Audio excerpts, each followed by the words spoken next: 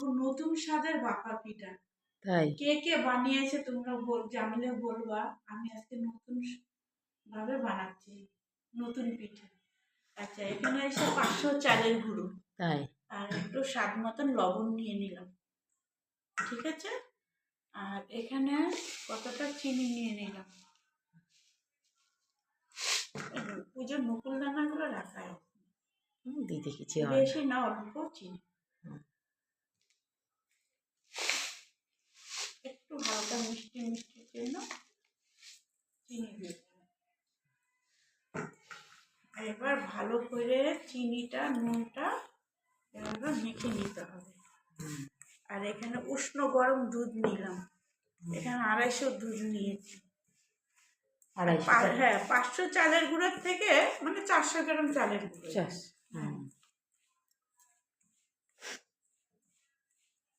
আর এখানে উষ্ণ গরম দুধ দিচ্ছি, অল্প অল্প করে দিব।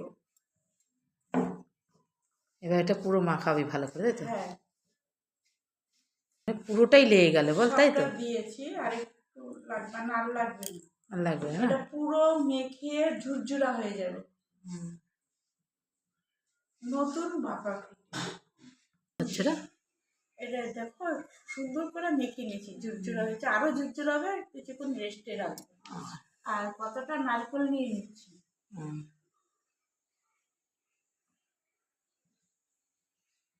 এটা সব একসঙ্গে মেখে নেব। আর একটু নারকেল নিয়ে নেব, আর নারকেল দেবো না। এবার ভালো করে মেখে আমি ঢেকে রাখবো 2 মিনিট বা 5 মিনিট পর্যন্ত, তাই তো? হ্যাঁ।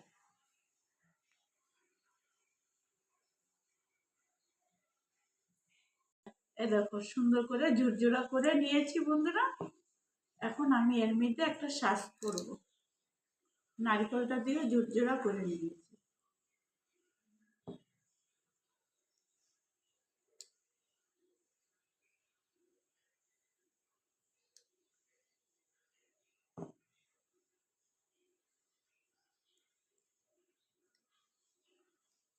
একটা তৈরি হয়ে গেল।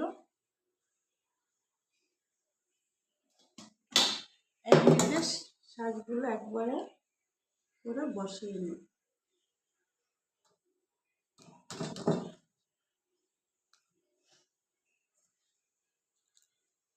প্রত্যেকটা এভাবে বসিয়ে দেব।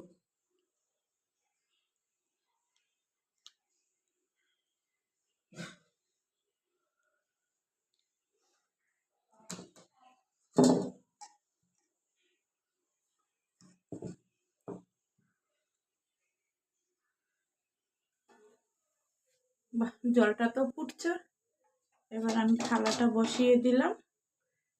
এবার 5 মিনিটের জন্য রাখলাম।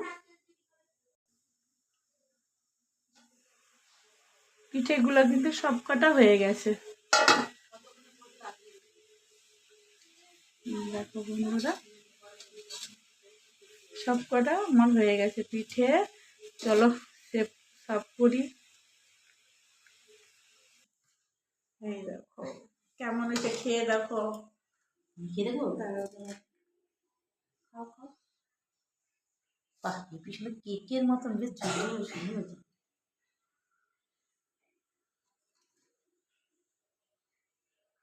কিচ্ছু বলা যাবে, সত্যি ভালো হয়েছে, কিচ্ছু বলা যাবে না। কি বলবো, এরকম করলে আর কেক লাগবে না, না একদম কেক। ভালো লাগলে একটা লাইক শেয়ার করো বন্ধুরা। সত্যি খুব সুন্দর হয়েছে। আর তোমরা কারা কারা এরকম বানাও আমাকে একটু কমেন্ট করে বলো। খেয়ে দেখবে, তারপর সুন্দর হয়েছে, একদম তুলোর মতো।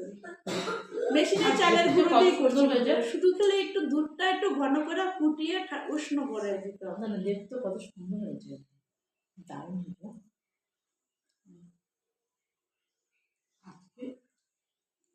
আজকে দিনে এই কেকটা তাহলে আজকে